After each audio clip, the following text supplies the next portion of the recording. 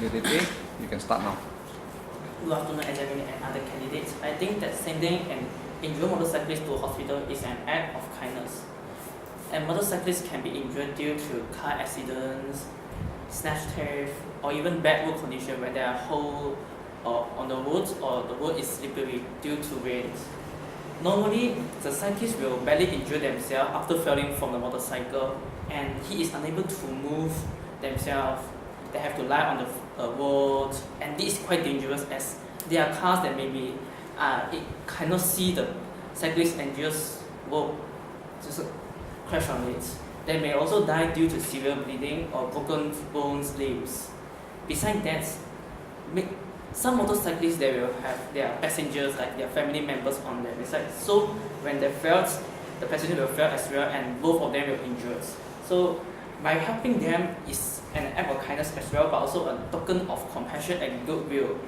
We help an unknown person, sending them to hospitals, and we neglect the fact that they may make our seats dirty due to the blood, or even the hospital is quite far away, or even we have our own emergency and chores. We help them because they need help, and this is what we should do. We should not take care of their races. Once I read on a newspaper saying that a Chinese actually helped an Indian couple that involved in a car accident when the Indian couple fell from the motorcycle. They helped them by sending them to hospital, and this actually very great. The Indian couple will be grateful because they will undergo severe bleeding, and if they are late sent to a hospital, they may die. And this will also allow us to realize the importance of practice defensive and safe driving to not only protect our life but also the life of the trespassers and other road users. Okay, yes. So, Alright, candidate B, you can start now. Good afternoon, examiner and candidates. In my opinion, I think that cheering up the elderly at the old folks' home is an act of kindness. In this industrialized era, the number of elderly has been increasing dramatically as more and more children go to work to earn money. Thus, they have no time to take care of their parents, and also some of them will think that their parents is their burden as they need time and money to take care of them, especially they need to employ a domestic maid. And besides that, they will also afraid that the domestic maid they employ will commit crime in their home. So that they think that it's not a very good way to take care of their elderly as they're also not in the home. Furthermore,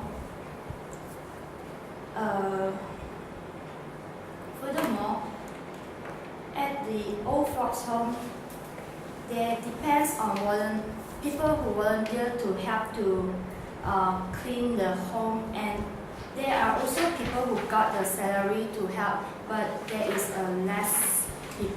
a minor group.